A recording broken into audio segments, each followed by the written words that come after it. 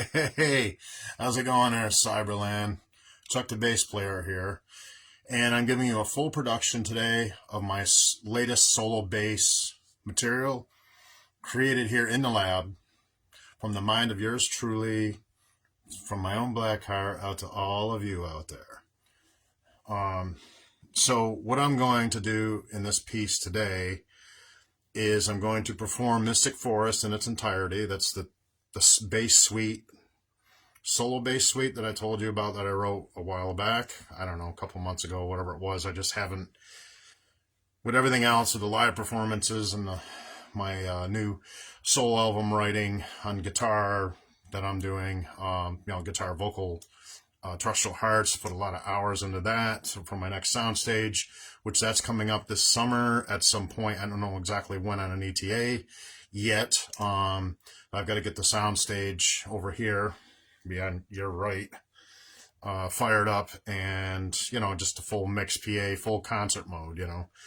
That's going to be a little while, and I'll announce it. I'll do an event ad or flyer thing or something for it.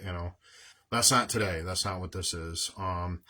So the other part of my bass work that I'm really well known for as a professional bassist for decades in the industry, in the Northeast here, Vermont, Massachusetts, Long Island, New York, upstate New York, 3 national awards that I won.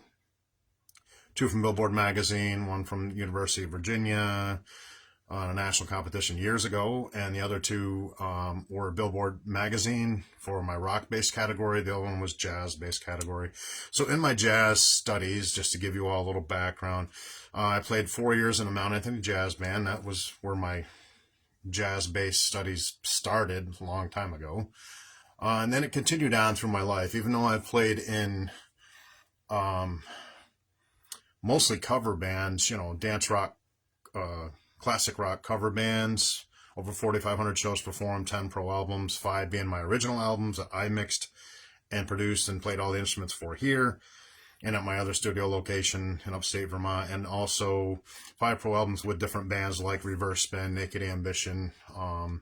It was like a demo. What did we do? 2 demos with 2 different singers with that group. And then one was with Andre McQuarrie up here, back at his old location in Fairfield, Vermont, not his new location in St. Albans, Vermont, in this area. That was back when he had West Street Digital in that location on West Street out in Fairfield. And that was just a demo, 5 songs. That was this, 3rd version of Naked Ambition. Basically, we just use it as a gig demo to book shows. And then before that, it was all Derek Studios. And I think I just did a guest appearance at AGC Audio with Art Coons years ago. That was in Pownell, Vermont. But besides that, it was all Derek Studios. Greg Steele, who has passed on now, I will give him a kudos because he was in thumbs up. Rest in peace. He passed on now, but he was a phenomenal engineer and a good musician as well. Very smart guy. He's the one that produced the award-winning album for us years ago, and other albums like Reverse Spin, Turn of the Dial. Reverse Spin, Got News For You, which was just a jam session, but that was a full album. We did some covers on there too. That was nothing we ever promoted because that was really just a jam session. Nothing was tight. It was really just a jam, like an open forum, loose jam, But Turn of the Dial was pretty tight. Wasn't perfect, but it was pretty tight. Madhouse was very tight. And the Nitrophonic debut album, very tight again. Very tight. And all done by Greg Steele, Derek Studios in Dalton, Massachusetts. So just to give you a little background before I get started here. This was really written for this piece, Mystic Forest. It's a suite, which is 3 movements in jazz music. I'm not sure how many of you are familiar with that, but,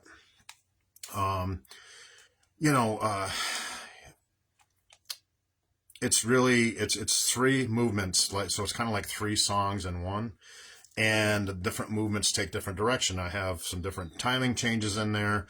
I have some different key signature changes in there. I had written some, there's scales, there's all different types of, solo bass. It's really jazz fusion based for genre. But it's really written for synth bass. So that's why I have the synth going. My my processor, and because it was really a piece, Mystic Forest, hence the name Mystic, kind of eclectic, in the mountains, misty mountain hop, um, you know, uh, so it's really written for bass synth, not bass guitar as in just direct in with no effects. It was written for bass synth, really, and it could be, of course, transferred over to keyboard if I wrote the treble clef part. This is just a bass clef. Obviously, it's solo bass, So I'm going to do that, and then after I do that, I'm probably going to go into, I have my eardrummer ready to go over here on the creation desk here over behind me. I'm probably going to go into some unreleased, new, original hard rock solo material. The suite is not going to have any drum parts in it because it was just too much. I already spent countless hours constructing this piece, and to program the different timing changes like compound meter, etc., that's in this piece, yeah, that's just not, I don't know. I just it's too much time, so I'm just going to perform it as a solo piece. I'm just going to kind of buzz through it, but buzz through it in a cool, stylish way. And then once that's out of the way, as promised, because I do what I say I'm going to do, then I will go into maybe some kind of a short set of a solo bass, hard rock solo bass. I'll go to one of my other sounds, like my Titan Overdrive or something like that, with the drums, and then give you some instrumental solo bass to conclude the set for today's set. So thank you all for joining me.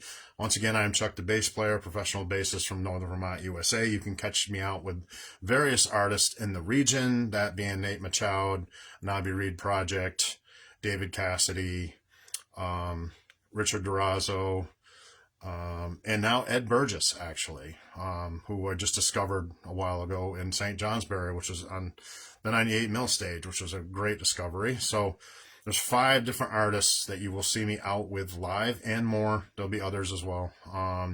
In the Northern Vermont region, that's live out on stage in front of people.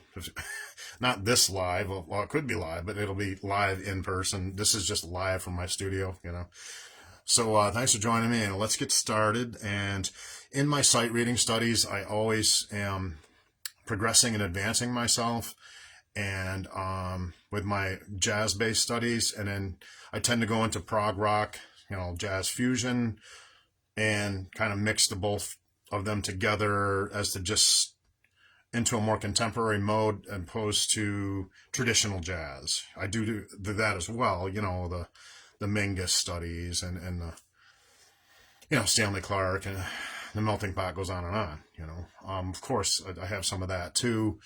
With what I do for my bass studies, bass guitar, solid body upright, solid body electric. I do want to get an upright. I would have rather have done this on an upright bass. I just need to get one in my arsenal. Just it's on the list, someday I will get on a real upright bass here. Probably one of those Ibanez electric uprights, just because of the space. It doesn't take up a lot of space. A real traditional upright bass is huge. It's as big as, this wardrobe here, it's huge, too much. It's too big. And to transport it is ridiculous, I don't have a van or a truck, so portable it is, right? So I'm just going to check the POV on my cam angle here to make sure I'm not halfway off the screen. And let's see here. Looks like it's pretty good. I've got a pretty good mount system going here. Let me see. Yeah, that's pretty good right there, I would say. No fancy lights, no effects like you would normally see on my sets. I just have my USA Fender P bass, which is my American Professional Classic series from Fender. made in California, of course. Everything I buy, instrument-wise, is made in USA. Electronics, can't do much about that, but the instruments, I always try to go USA, Fender, or Gibson. I do. That's what I buy. I don't invest in anything else. I don't believe in anything else. I know there are lots of great instruments out there, not that this is turning into a gear chat, but that's just what I prefer. To each their own. It's whatever you want to spend your money on, because these are expensive, folks, you know. All right, so let me see. It looks like my light is a little, I think my battery's dying on my stand light. I do have another one on another stand that I use for my cover song stuff. But I can see the notes pretty good with this light from my creation desk here. So I don't think I'm going to need to put additional lighting here. What I may do is turn this light over this way just a little bit more so I can see my standard notation here, because it's, oh, I forgot to mention, so this is Mystic Forest, and it's in middle C, or sorry, C major, but the piece does go to different keys. So I'm not going to go through and explain each key signature and what what key it goes to and all that. I'm going to have to turn the page once when I get to page 2, because there are 3 movements, 3 pages, you know, as you can see here, you know. So I will have to stop at the end of page 2, and looks like, yeah, there are, okay, so page 2, it ends on, where are we at? On a 7/4 timing signature. Again, this timing signatures can change a few times throughout this piece, and also the key signature changes. It goes in the compound meter 2 as well, like 12/8, you know. And, but this is, it's a good ending spot at this last measure. One thing I forgot to do in my cymbals was do a cap off on the end of that. I can do that afterward. It's 2 lines to show the end of the piece. Well, it's not actually the end of the piece, it's the same piece. That's why, I guess that's why I didn't do it. Do it on the last page, on the last measure, right? So as far as symbols go, you know, watch your naturals and remember your key signatures and how your key signatures affect what notes are being played on the stave. Always remember that. Again, not that this is a theory lesson, but, you know, things to pay attention to. Make sure the natural notes cancel out the key signature for those particular notes. Make sure you're using them so that your standard notation is correct, which is what I've done here. I think I posted pictures of it a while ago, a couple of times.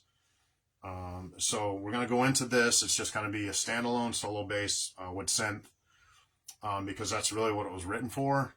And then I'm going to move these pencils because I'm going to have to switch that page right during the last measure of the second page of this piece, which would be part 2 of the second movement, I should say, of this suite. So welcome everybody, and let's get this going. All right, so I'm going to change that lighting a little bit though, just because you can only write, or you should only write in pencil when you are writing standard notation, because then you can make adjustments, you know. And I'm going to unattach those too, because, all right, let's see. No drummer yet, so I'm just going to turn this light. There we go. A little more this way. There we go. Light my page up just a little bit more here. Okay, let's get our sound. And this key is in, oops, move that so it's not overlapping, so I can see the notes here. It's in middle C, like I said, C major, so.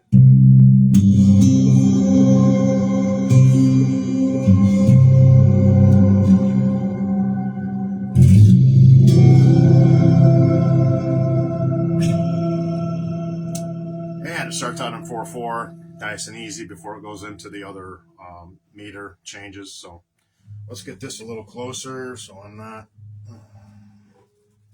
yeah, I got to get this closer. I mean, I have good eyesight, but it's still, I need to have it right on me here. So, all right, ready? Here we go. Mystic Forest in its entirety for all of you. How about that? 1, 2, 3, 4.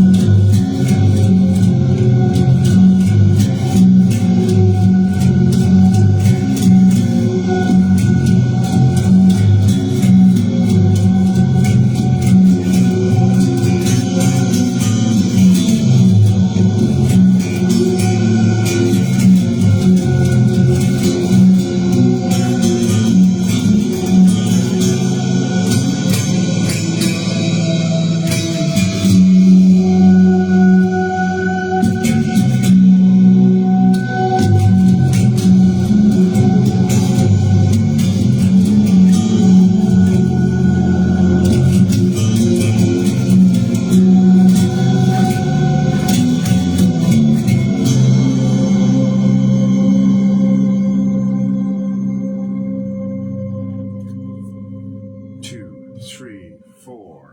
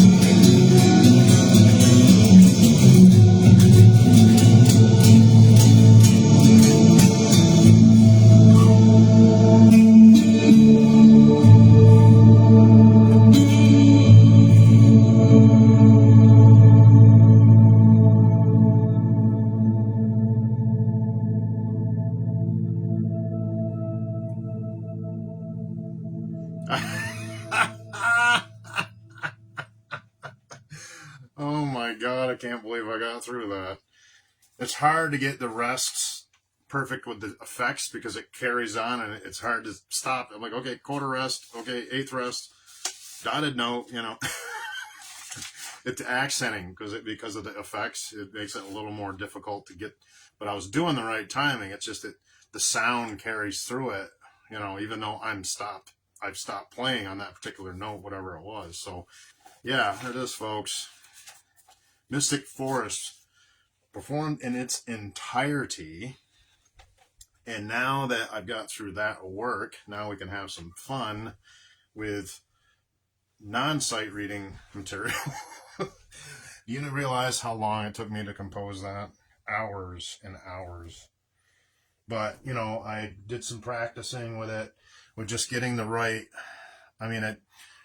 getting the right accents with the effects is the hardest part, really, than the actual notes themselves. When I went into the compound meter, it actually wasn't that hard. It wasn't that big of a deal as I thought it was going to be. It's just getting it right with the rests and the staccatoing the notes where it's still going. You got to just stick to what's on that stave, you know, and stop it even though the effect still keeps going. It's that I knew that was going to be a weird deal, you know. So all right, let's get to the right bank here. Where is it? Where are we at?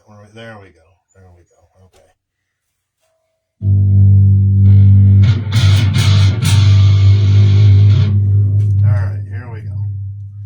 Not that that wasn't fun, but it's a lot of work, folks.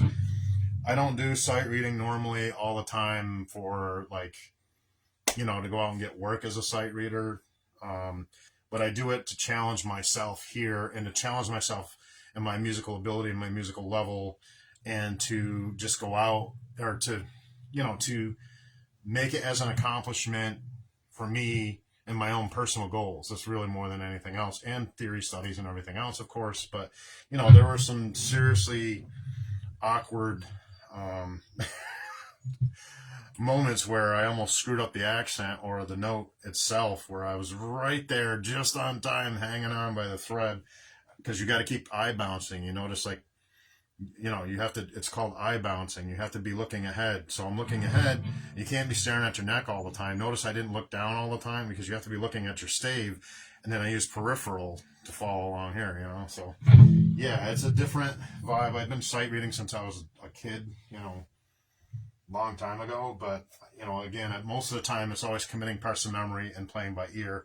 And that's really where I do most of my work anyways. But I do get into my advanced studies like this with jazz rock fusion, and, you know, my jazz studies with traditional and contemporary jazz bass work, and this is part of that, you know. So thank you for hanging out with me in the studio, and now we're going to get on with some of my hard rock yummies. Let's do it.